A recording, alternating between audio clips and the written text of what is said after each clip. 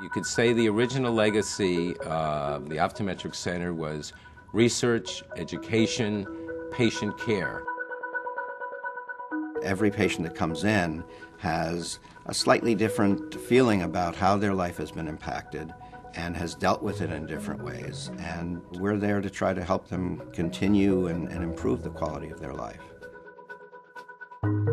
Because we're a training institution, patients get the benefit of working with interns who are learning, but at the same time, I think our faculty here is among the top in the field.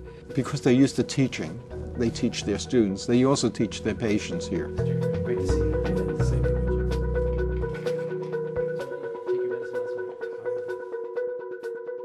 Finding that you have glaucoma, it shakes you a little bit.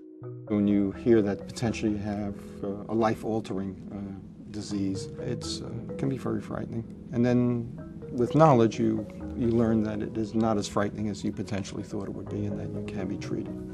Research plays an integral part of the Glaucoma Institute. We've run a longitudinal study in glaucoma. We know that treating patients earlier is much easier than treating them later in the disease. My research actually focuses on developing clinical tests for the very early detection of neural damage in glaucoma. Glaucoma is a disease of the central nervous system. The key to preventing vision loss in glaucoma is to detect the disease at a very early stage so that you can start treating and prevent these cells from dying. I've been treated here for 12 years for glaucoma, and fortunately because of, I guess, that treatment, it has not created a problem. Here they really are very, very concerned about making sure you totally understand what's going on and what they can and cannot do for you. That gives me a sense of confidence in what they know and what they're doing, and assuages any fears that I might have about the future.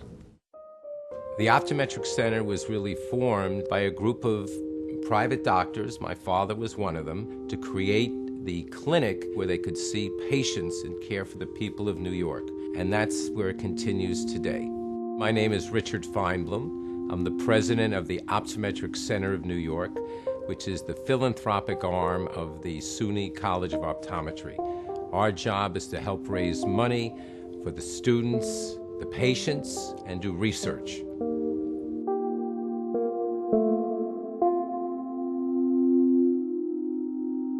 I've been surrounded and in the field of optometry all my life. My father is a world-renowned optometrist, Dr. William Feinblum. He started the field of low vision. At our low vision service here at SUNY, we work with patients of all ages to try to assist them in their functional issues. My name is Moise Balan. I was born in Auschwitz, in one of the camp. This poor eyes going down. When I got here, I almost even 50% in my vision. So I started working with Dr. Marinov. Thanks God, we got here. Here, between my hands. Arm. Okay.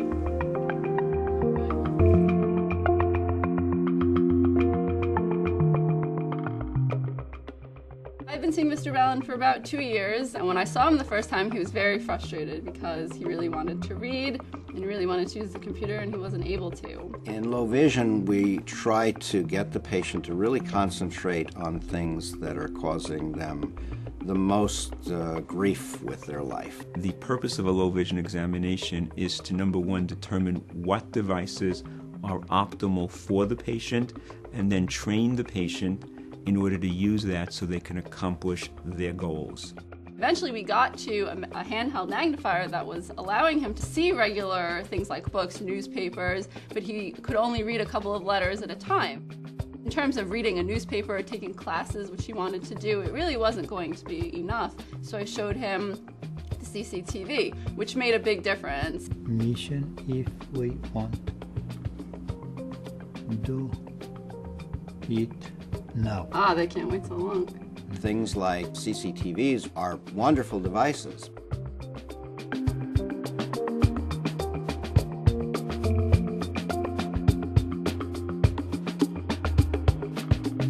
The only thing I think is to write my book. Maybe this give me the last shot that I have to do in this life. Low vision patients like Mr. Ballin or anyone who has an eye disease that causes reduced vision, even with the best glasses, they're always told no. They are told nothing more can be done, or I can't help you. And then finally they come to low vision and we can say yes. So I try my hardest to be able to say yes to something the patient wants to be able to do with every patient that I see. I'm so happy that you're able to do the things that you want to do and that you'll enjoy, and you'll keep coming to see me so I can see how you're doing. Every month. Every month. Or every week. She did, starting for the social worker and doctor and everything between she did. This college provides a phenomenal service to the city. We have a tremendous reach out into this community. We're cutting edge. We don't just do what is most current, but we're also anticipating the future, and in fact we are participating in the development of new technologies and new modalities for the future. We can't rest on our laurels. We have to develop the next phase of technology. If you help a little way here, it helps a tremendous group of people far beyond anything you individually could do. Where do you find these kind of people?